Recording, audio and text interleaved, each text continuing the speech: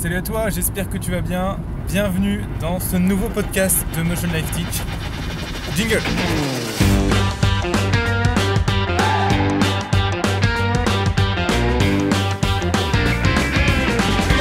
Bienvenue dans le podcast de Motion Life Teach.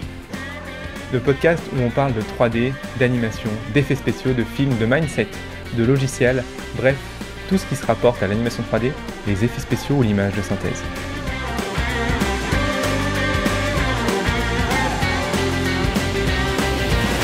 Alors, ce podcast est un peu spécial dans le sens où c'est un des derniers que j'enregistre. Enfin là, c'est le dernier que j'enregistre. Mais en fait, il y en a au moins, je dirais, entre 10 et 12, je crois, qui sont en fait en attente d'être montés. Mais je vais sortir celui-là avant parce que c'est important que celui-là il sorte dans les dates où je l'enregistre, parce que le contenu que je vais donner il va être temporel, dans le sens où il va être ce que je vais dire aujourd'hui va être cohérent en fonction de ce qui se passe en ce moment. Donc si j'attends de monter les 10 autres, bah tu vas écouter ce podcast d'ici 2-3 mois, donc du coup ça n'aura plus aucun sens. Donc je vais sortir celui-là avant les autres et puis après tu recevras les autres. Donc voilà, c'est tout. Voilà, je te dis ça comme ça. Bref, donc de quoi on va parler aujourd'hui dans ce podcast ? Eh ben, plusieurs choses. En fait, il y a pas mal de trucs dont je veux te parler aujourd'hui. Notamment, j'ai été à la Blender conférence de 2019, donc c'était pour moi il y a 2 semaines. J'aimerais te parler de cette expérience et de ce que j'y ai appris. Et il y a beaucoup de choses qui sont très intéressantes qui sont en train de se passer, que j'ai appris sur le monde de la 3D, de l'industrie du cinéma. Donc tiens-toi prêt. Après, j'aimerais aussi te parler un petit peu de l'actualité et du futur de Motion Life Teach. Il y a pas mal de choses que j'aimerais changer et qui vont changer. Donc du coup, je vais t'en parler. Je vais te demander aussi ton avis pour que tu puisses me dire ce que tu en penses, si ça te convient ou pas. Tu pourras me répondre par email ou en commentaire dans ce podcast. Bref, tu vas pouvoir donner ton avis et moi, je vais essayer de m'accorder sur vos opinions. Enfin aussi, je tenais à dire que c'est vrai qu'il y a plus beaucoup, ça fait 2-3 semaines qu'il n'y a plus beaucoup de podcasts qui sortent, tout simplement parce que je suis en train de préparer une formation gratuite pour les abonnés, et cette formation me prend énormément de temps parce que c'est un truc hyper complet. Donc voilà, pour me faire pardonner, cette formation sort d'ici 2 semaines, donc si tu es abonné, regarde bien ta boîte mail, ça arrive bientôt. Si tu n'es pas abonné, abonne-toi, évidemment. Donc, de quoi on va parler aujourd'hui ? On va commencer par la Blender conférence. Donc, comme je t'ai expliqué, j'ai été à la Blender conférence, c'était il y a de ça 2 semaines. Et c'était, bon déjà, juste pour faire un peu de pub à l'événement, mais c'était ouf. C'était vraiment complètement dingue. Si tu es passionné de 3D, même si tu bosses pas sur Blender, il faut absolument que tu y ailles. C'est The Event, The Must To Be, quoi, parce que c'est vraiment excellent. Alors, c'est beaucoup de conférences, tu peux pas toutes les faire, il y a plusieurs salles en même temps, donc il faut choisir, mais c'est des sujets qui sont hyper passionnants. Ce que j'ai beaucoup aimé dans cette conférence, c'est que en plus que les sujets soient passionnants, tu rencontres des gens qui sont passionnants, tu rencontres tes idoles, hein. On a pu parler avec le créateur de Blender, j'ai pu parler avec Captain comment il s'appelle, j'ai un trou de mémoire, Captain des Illusions, je sais pas si tu connais. J'ai pu parler avec Alexandre Grove, j'ai pu parler avec Yann Hubert, enfin bref, des gens, des têtes dans Blender, quoi, des gars hyper ouf. Et quand tu leur parles, c'est des mecs, ils sont hyper sympas, quoi. Et c'était vraiment hyper cool ça. Donc déjà pour ça je recommande de dingue, c'est une mine d'or. Ensuite, tu apprends énormément de nouvelles techniques dans les nouvelles conférences. Et ce que j'ai beaucoup apprécié, c'est que les conférences étaient très larges. Dans le sens, c'était pas du tout que acté, effets spéciaux et cinéma ou animation. Il y avait des conférences sur la visualisation des données scientifiques, il y avait des conférences sur l'industrie, par exemple, il y avait une conférence c'était sur comment créer de manière ultra réaliste des motos industrielles avec Blender, tu vois, donc plein de trucs comme ça, tu vois, des trucs qui n'ont rien à voir avec la 3D, avec le cinéma, et pourtant dans lesquels on utilise Blender. Il y avait une conférence pour te dire sur comment recréer des implants dentaires grâce à Blender.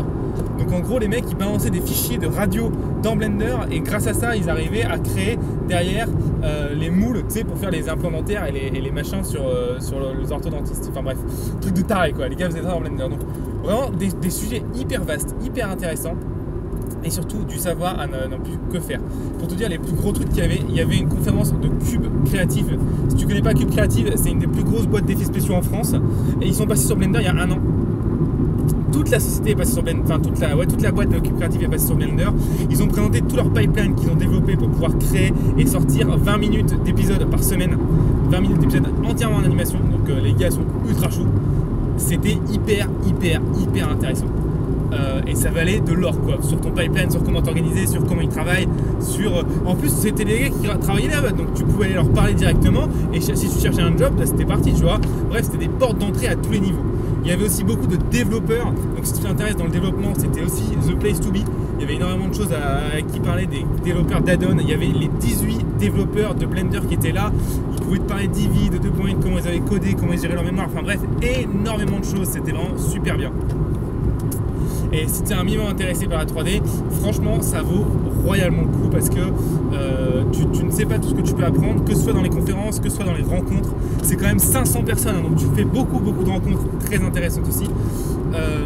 Ou que ce soit juste dans les tips que les gens partagent autour d'un café ou ce genre de choses. Donc ça, première chose sur la Blender conférence. Deuxième chose sur encore la Blender conférence, je me suis rendu compte, tu me connais, je suis plutôt un prêcheur de Blender dans le logiciel, c'est un logiciel que j'apprécie assez particulièrement. Alors j'espère que tu vas m'entendre parce qu'il commence à pleuvoir là, j'espère que ça va pas faire trop de bruit pour toi. Et en fait, je me suis rendu compte qu'avant, je te conseillais quand même d'apprendre Maya si tu voulais travailler en entreprise parce que clairement, aujourd'hui, Maya, c'est le logiciel le plus utilisé en production. Mais je suis en train de me rendre compte, et je me suis rendu compte avec cette conférence, que c'est vraiment en train de changer. Blender prend de plus en plus de place et c'est assez dingue. Aujourd'hui, comme Cube Creative, il y a aussi le studio Tu nous as pas vu qui utilise Blender. Il y a aussi mon studio, Motion Life Pictures, qui utilise Blender à 100%.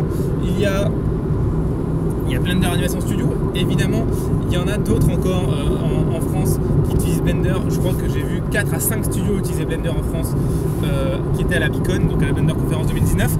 Donc tu vois que ça commence vraiment à bouger et ça c'est vraiment très bien pour Blender. C'est vraiment très mauvais pour Maya, Autodesk, etc. Mais donc voilà, donc je pense que d'ici 3, 4, 5 ans, la nécessité d'apprendre Maya ne sera plus d'actualité. Je laisse l'avenir peut-être me dire si je me trompe, mais en tout cas, moi j'invite les gens à rester très vigilants sur ce qui se passe au niveau de Blender. C'est en train de décoller.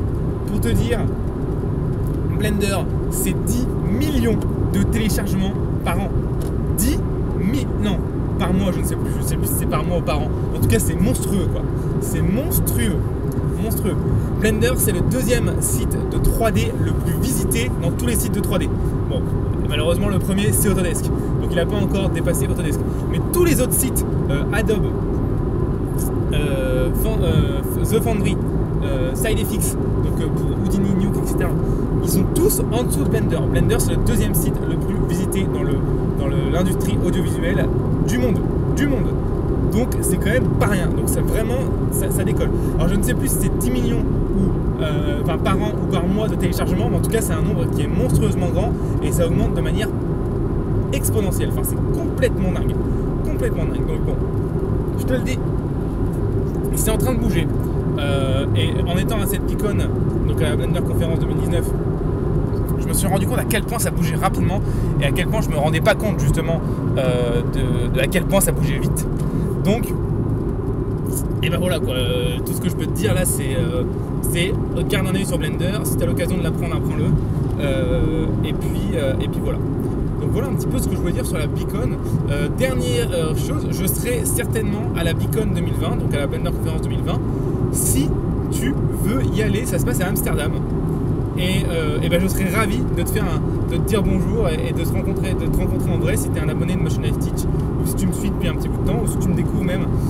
Voilà, donc j'espère je pourrai en voir quelques-uns d'entre vous, qu'on pourra se voir à la Blender Conférence 2020, ce serait vraiment génial. En tout cas, moi j'y serai très certainement parce que j'ai adoré la Blender Conférence 2019. Voilà un petit peu sur tout ça. Il y aura encore beaucoup de choses à dire sur les évolutions de Blender, mais je pense qu'il y a tellement de trucs qui sont en train de se passer là. Je referai un podcast juste pour ça parce que ça bouge beaucoup. Alors, donc la Blender conférence, ça c'est dit. Alors après, donc du coup, deuxième sujet que je voulais aborder avec toi aujourd'hui, c'est finalement ce qui se passe sur Motion Life Teach. Donc sur la chaîne et notamment dans l'entreprise aussi Motion Life Teach. Il va y avoir pas mal de changements que je vais mettre en place juste après que j'ai sorti la formation gratuite que je dois sortir d'ici 2-3 semaines en fonction du temps que je mets à travailler dedans et du boulot que j'ai à côté. Je vais mettre pas mal de choses en place et je vais changer aussi beaucoup de choses. Donc j'aimerais que tu me dises à chaque fois ce que tu en penses. Donc n'hésite pas à me faire un petit mail, un truc. Si tu vois qu'il y a un truc qui te concerne et que tu n'as pas envie de changer ou que tu trouves que c'est une bonne idée, et m'envoie-moi un email et ce sera me fera très très plaisir. Et comme ça, moi, ça me permet aussi de savoir un petit peu ce que tu en penses, ton ressenti, etc.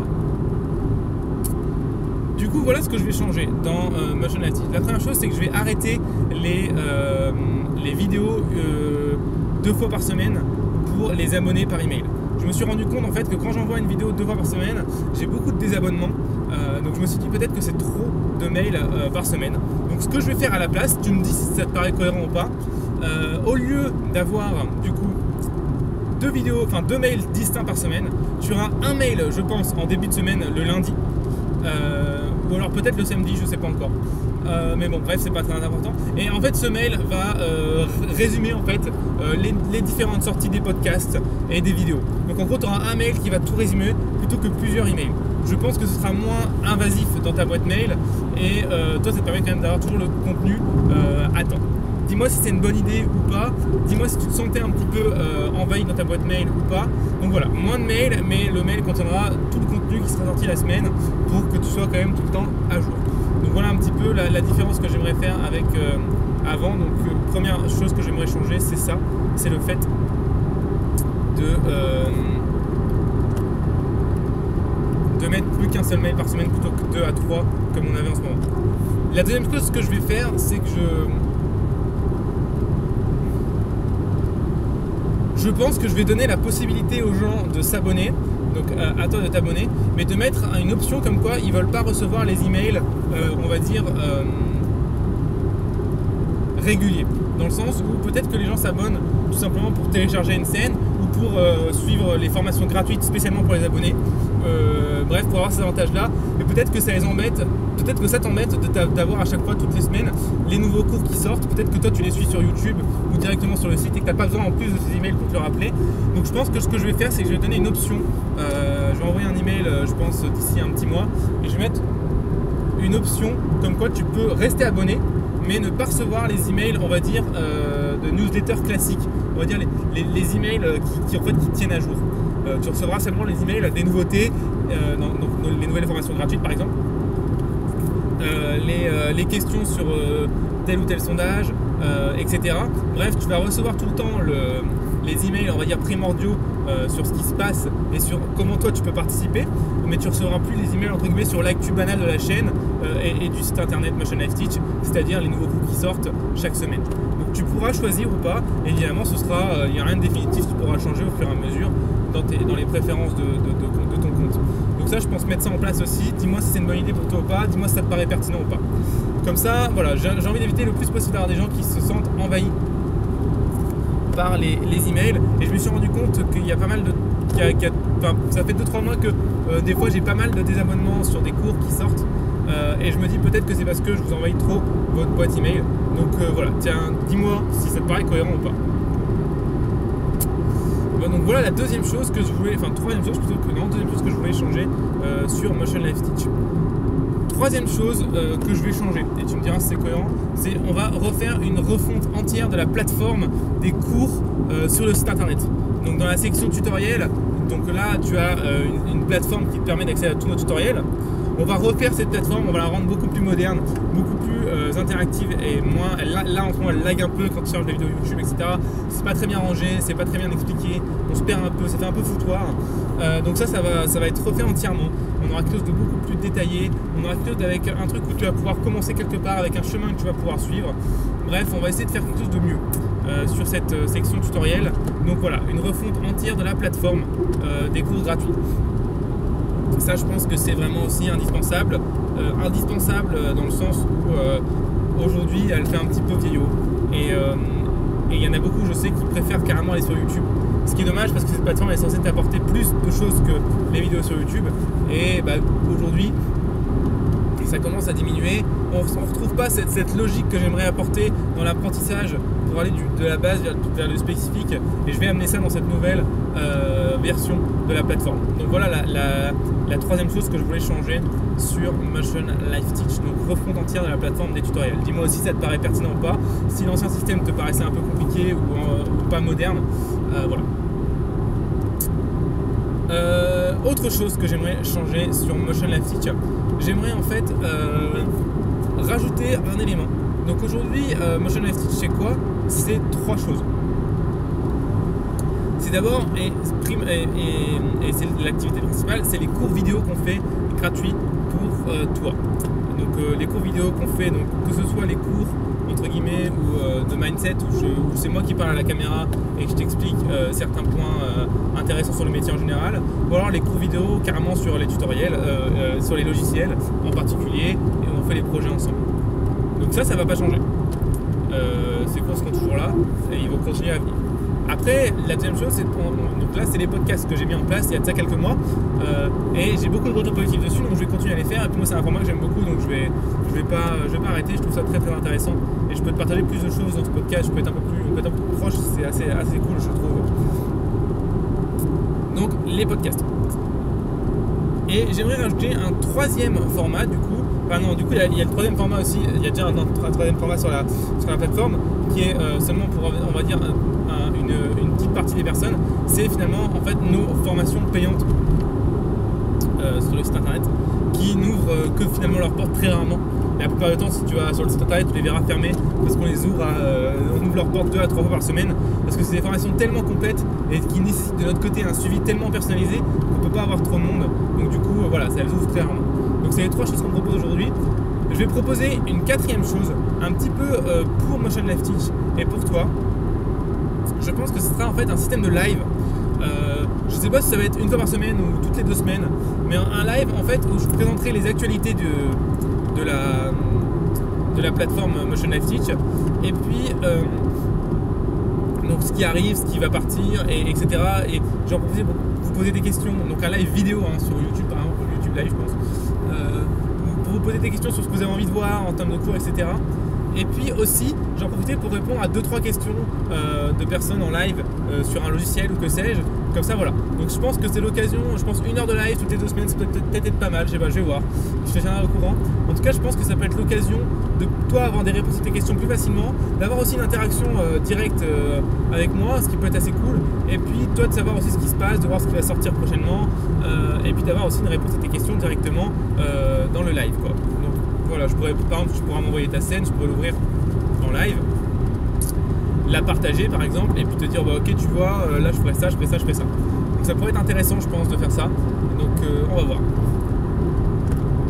Donc voilà un petit peu pour Motion Live Teach. Alors c'est pas fini parce qu'en fait il y a beaucoup de choses qui se passent aussi en background que tu ne vois pas et dont je te parle pas, et c'est aussi pour ça que j'aimerais faire les lives, pour parler un peu de tout ça aussi. Des choses très intéressantes et qui vont me plaire, je pense. En fait, comme tu le sais, Motion Live Teach n'est pas ma seule société. En fait, dans l'audiovisuel, j'ai 2 sociétés. Il y en a une qui s'appelle Motion Live Pictures, et en fait, c'est un studio de création et une agence de communication. Et la deuxième, c'est Motion Live Teach, c'est celle avec qui je fais les podcasts, les vidéos, les formations, etc. En fait, donc Motion Live Pictures, je ne sais pas si tu sais un petit peu ce que c'est, mais je pense que oui. C'est simplement un studio de création où on fait énormément de films commerciaux, etc. C'est très intéressant, on s'éclate assez pas mal, etc.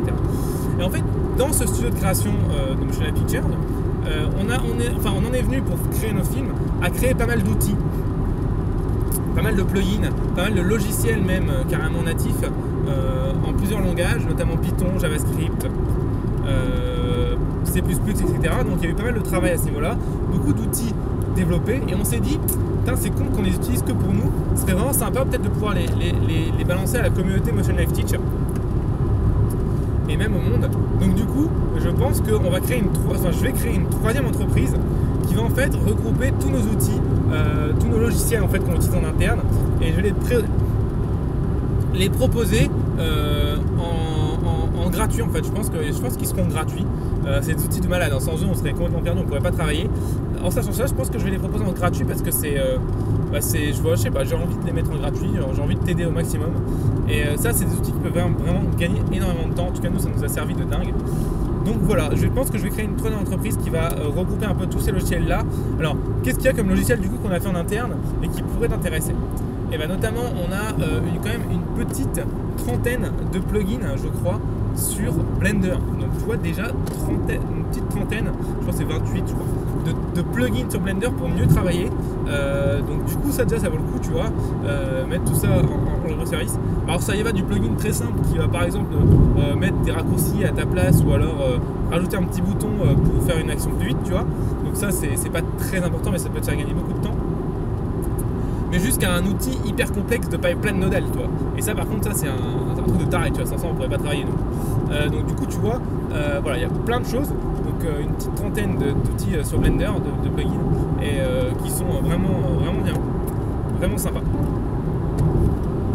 Ensuite, il y a de mémoire aussi une petite trentaine de plugins sur Maya. Alors peut-être que sur Maya tu connaissais le plugin, ça s'appelait le plug qui facilite la vie, on l'avait déjà mis en ligne il y a quelques années.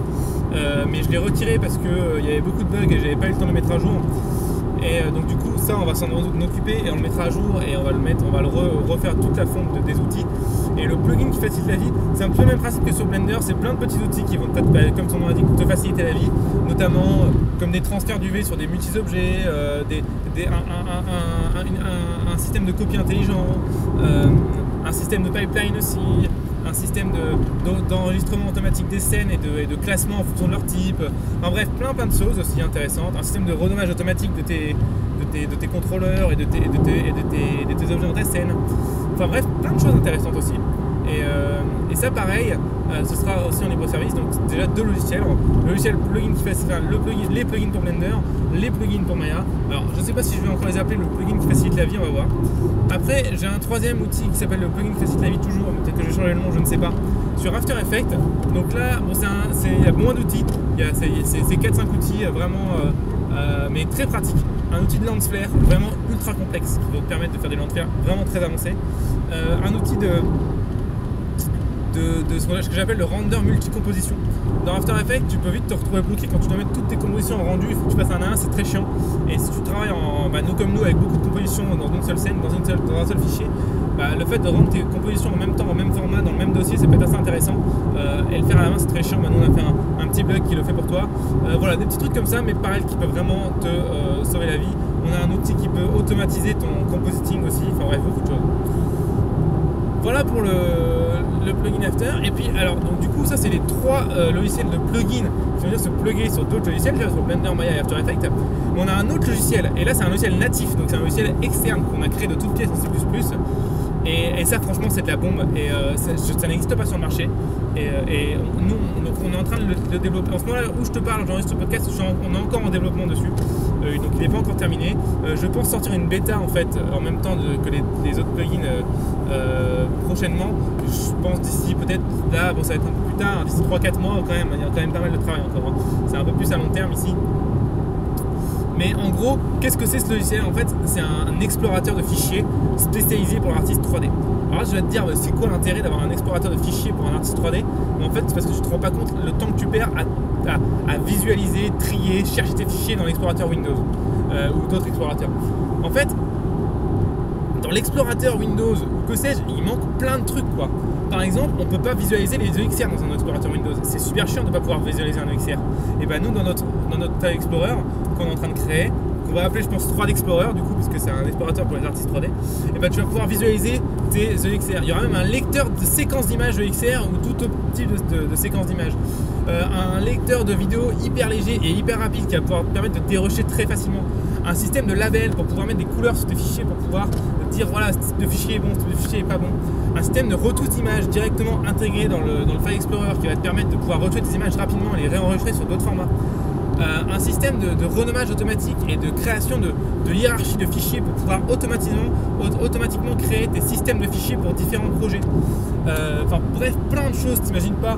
Un système de lancement de rendu automatique pour tes fichiers 3D. Genre tu prends tes fichiers 3D, clic droit, rendu dans un rendu automatique et bim, ça te lance un rendu dans un terminal ou dans un système de commande sans que tu aies à ouvrir le logiciel directement. Et ça te le fait pour plusieurs scènes en même temps. Donc du coup, terminer les points batch à faire à la main comme un con ou à recopier tes lignes de code et tout, là tu fais clic droit et tu rends tout et ça rend toutes tes scènes en même temps. Hyper intéressant. Et c'est seulement quelques options du logiciel. Il y a vraiment plein de choses intéressantes. En plus d'être un logiciel d'explorateur de fichiers classiques, donc faire des copier-coller, etc., créer des nouveaux dossiers ou que sais-je. Pareil, hyper intéressant, je pense, un système de synchronicité des dossiers. Donc ça va te permettre de faire des backups automatiques entre plusieurs dossiers sans avoir à recopier les fichiers qui n'ont pas bougé. Hyper intéressant, c'est pour ça qu'on appelle ça une synchronisation des dossiers et non pas une copie entière. C'est hyper cool. Et ça sur l'explorateur Windows, tu n'as pas ça, quoi, c'est un enfer. Bref, plein d'outils qui vont te faire gagner un temps fou et vraiment qui vont te faire aller beaucoup plus loin. Bref, nous c'est un explorateur que j'utilise tous les jours alors qu'il est encore en développement et qu'il a encore plein de bugs, et pourtant j'utilise déjà tous les jours, et sans lui je te promets que je serais dans la merde. Il y a plein de trucs que je me voyais plus faire sans lui, tu vois. Le nombre de cas où un client m'envoie un fichier qui est non compressé ou très peu compressé et qui n'est pas ouvrable avec des lecteurs de vidéos classiques comme VLC ou Windows Media Explorer ou que sais-je, bah, je suis niqué en fait. Je suis obligé de le balancer dans After, de le balancer dans Premiere pour voir le fichier, c'est trop chiant. Et bah là, le lecteur vidéo qu'on a sur l'explorateur de fichiers, intégré à l'explorateur de fichiers, et bah il lit tous ces formats-là. Il lit le GoPro Cineform, il lit le ProRes Apple, il lit le AVI des NixHD, enfin bref, il lit tout en fait. Tous ces formats-là qui sont spécialisés dans le cinéma et pour les effets spéciaux, et bah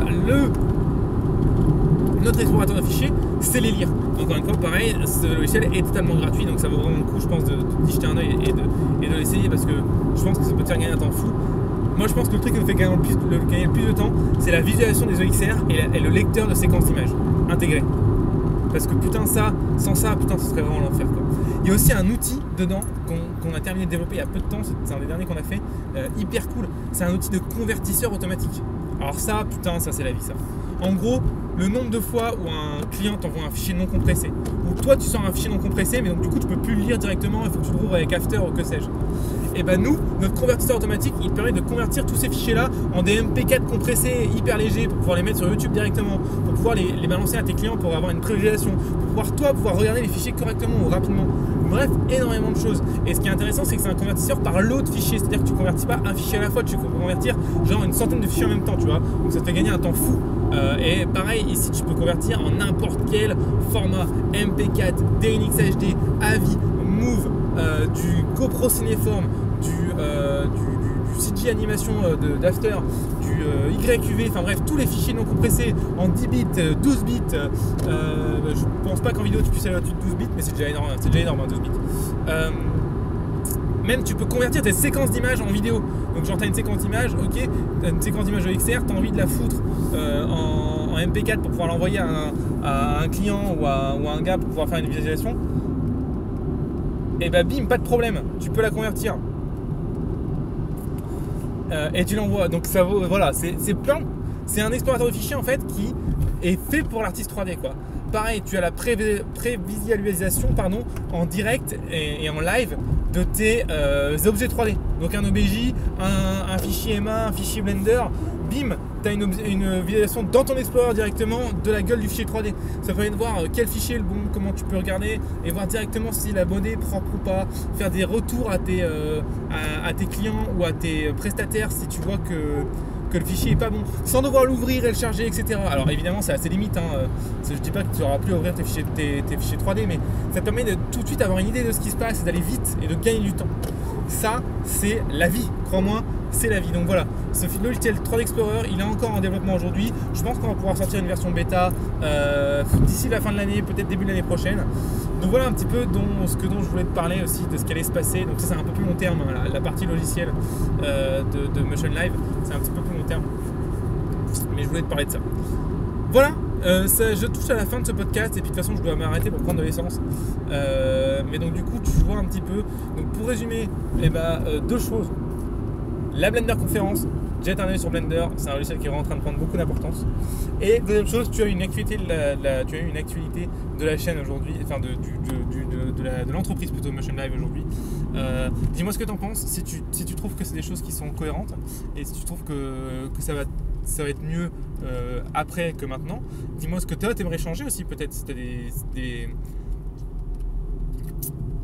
des propositions à me faire, tu n'hésites pas, surtout par email ou en commentaire de ce podcast.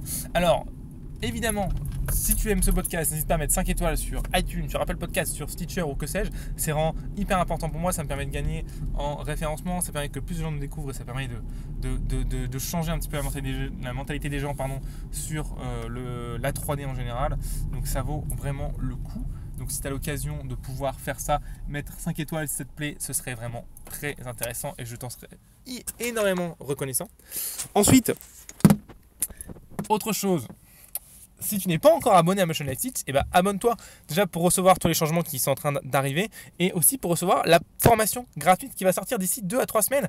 Une formation gratuite, mais j'ai jamais pris autant de temps à faire une formation gratuite pour les abonnés depuis que j'ai démarré l'entreprise Motion Life Teach il y a maintenant plus de 3 ans. Donc crois-moi, ça va être du lourd, du jamais. Ça fait presque 2 mois que je suis dessus là. Ça va être un truc de malade. Donc voilà, ça sort dans 3 semaines au maximum, peut-être même 2 semaines si j'arrive à aller un peu plus vite en fonction du travail que j'ai et qu'on a sur le studio. En tout cas, voilà, abonne-toi pour être sûr de ne pas manquer ça parce que ça vaut vraiment le coup. Aussi, rappelle-toi, le fait d'être abonné, ça te permet de recevoir les cours en avant-première, ça te permet aussi de télécharger les scènes et les fichiers de tous les tutoriels gratuits. Bref, je te dérange pas plus longtemps, je suis désolé, je speed un peu sur la fin là, mais je pense que tu comprends l'idée. Ça a été un réel plaisir d'être avec toi dans ce podcast et je te dis à très très très bientôt sur Motion Life Teach. Merci beaucoup, bye bye.